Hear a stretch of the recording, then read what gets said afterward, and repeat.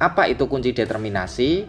Merupakan suatu kunci yang digunakan untuk menentukan entah itu filum atau divisi, klasis, ordo, familia, genus, ataupun spesies. Dasar yang digunakan kunci determinasi ini adalah identifikasi dari makhluk hidup dengan menggunakan kunci namanya kunci dikotomi.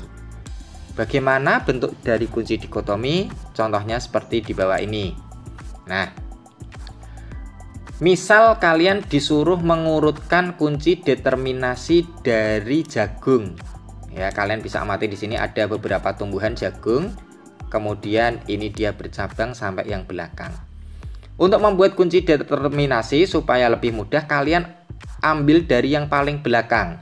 Jagung, apakah dia berkeping 2 atau berkeping 1?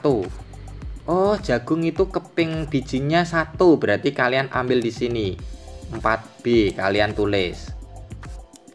4B ini dibawa oleh siapa? Kita urutkan lagi panahnya ke depan. Oh, dia berasal dari 3B. Biji tertutup jagung itu, tulis 3B. Dari 3B urut lagi ke depannya. Oh, dia di sini tidak berspora, 1B.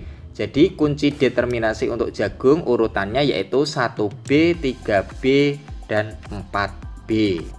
Begitu cara mengurutkan kunci determinasi supaya lebih mudah diurutkan dari belakang. Contoh lain, lumut. Kita di sini ambil lumut. Oke, lumut. Apakah dia berkeping? Oh, lumut tidak berkeping, berarti yang bawah ini tidak diambil. Berarti kita seleksi yang di atas. Apakah lumut itu sudah berbatang jelas atau belum? Oh, ternyata lumut itu belum mempunyai akar, batang, dan daun sejati. Berarti dia tergolong tidak berbatang jelas, berarti 2B. Kalian tulis di bawah 2B. Kalian urutkan lagi ke depannya. Yang membawa sampai ke 2B ternyata dari 1A. Oh, lumut itu berspora. Sehingga urutan kunci determinasi dari lumut adalah 1A dan 2B. Contoh yang lain. Nah, ini kunci determinasinya ke bawah ya. Misal disuruh mengurutkan kunci determinasi untuk udang. Nah, ini lebih mudah karena di sebelah kanannya sudah ada keterangannya. Udang kalian cari. Oh, ternyata yang menempatkan posisi udang itu adalah 4B. Ini nomor 4B. Kalian tulis dulu 4B di sini belakang. Kemudian kalian urutkan dari atas. Yang membawa sampai nomor 4 itu dari nomor berapa? Oh, nomor 2B ini. 2B menunjukkan lanjutkan ke nomor 4. Berarti sebelum 4B yaitu 2B. Kalian tulis di depannya. Kemudian lihat ke atasnya lagi. Yang membawa sampai ke 2B itu nomor 1A atau 1B?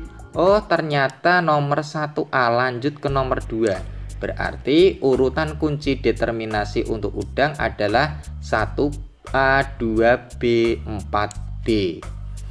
Kemudian ikan misalnya. Kalian cari sebelah kanannya, ikan. Oh, ternyata dia berakhir di 3A. Tulis 3A yang paling belakang.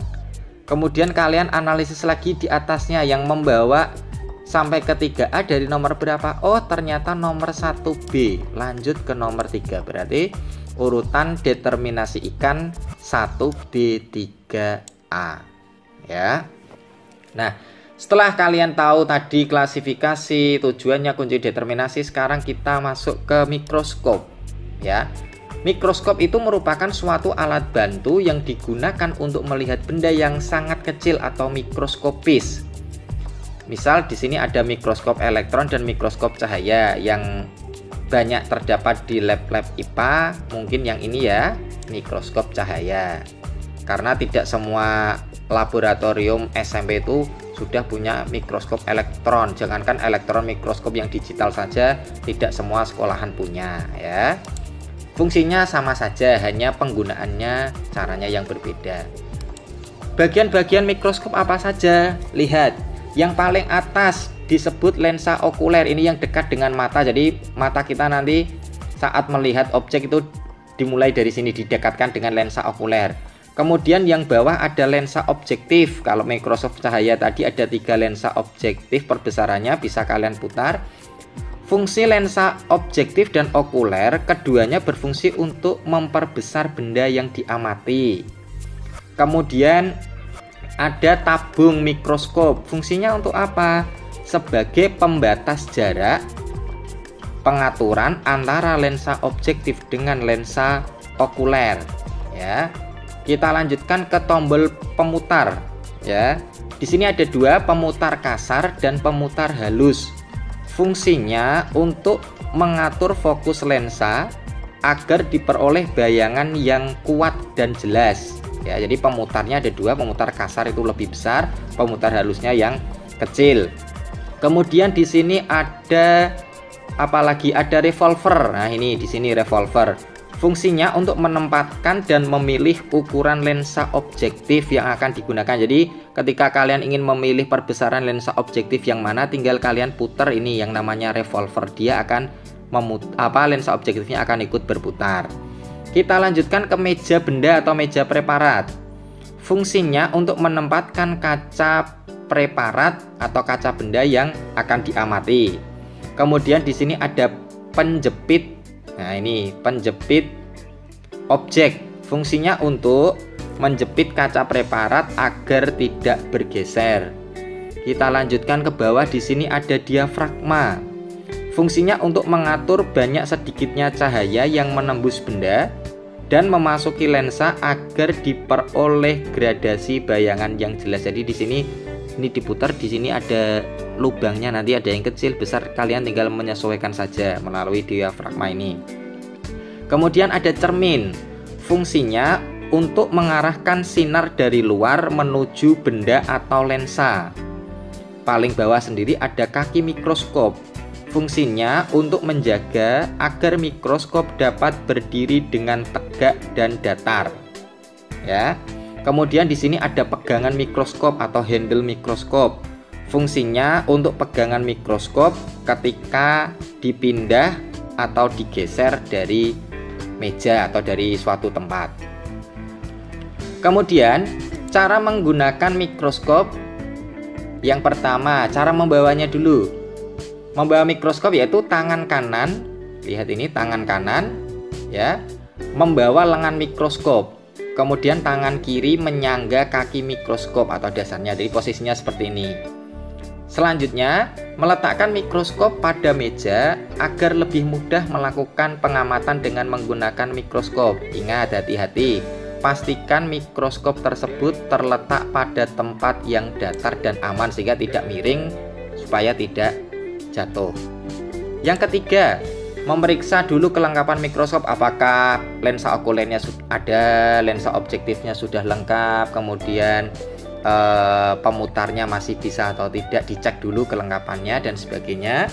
Kemudian yang keempat, mengatur pencahayaan yang masuk ke dalam mikroskop. Tadi cerminnya diarahkan, ya, kalau kurang terang berarti diputar-putar cerminnya sampai mendapatkan cahaya yang masuk ke dalam lensa tadi pas. Apabila mikroskop masih memanfaatkan cahaya matahari sebagai cahaya utamanya, maka jangan mengarahkan cermin ke arah sinar matahari secara langsung. Kenapa?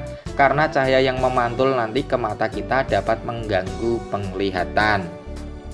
Oke, untuk materi hari ini cukup sampai di sini dulu. Kita lanjutkan di lain kesempatan, yaitu mengenai klasifikasi 5 kingdom. Anak-anak baca terlebih dahulu supaya besok saat mengikuti pembelajaran sudah tahu, ya. Kalau penjelasan dari saya terlalu cepat atau masih ada yang kurang jelas, silahkan kalian komen di bawah ini, nanti akan saya jawab. Oke, terima kasih, tetap semangat. Sekian, assalamualaikum warahmatullahi wabarakatuh. Terima kasih sudah klik video ini. Tapi jangan lupa guys, klik tombol subscribe karena subscribe itu gratis. Dengan subscribe kamu support channel ini terus untuk upload hampir setiap hari. Ingat, subscribe itu gratis. Gak ada ruginya kamu klik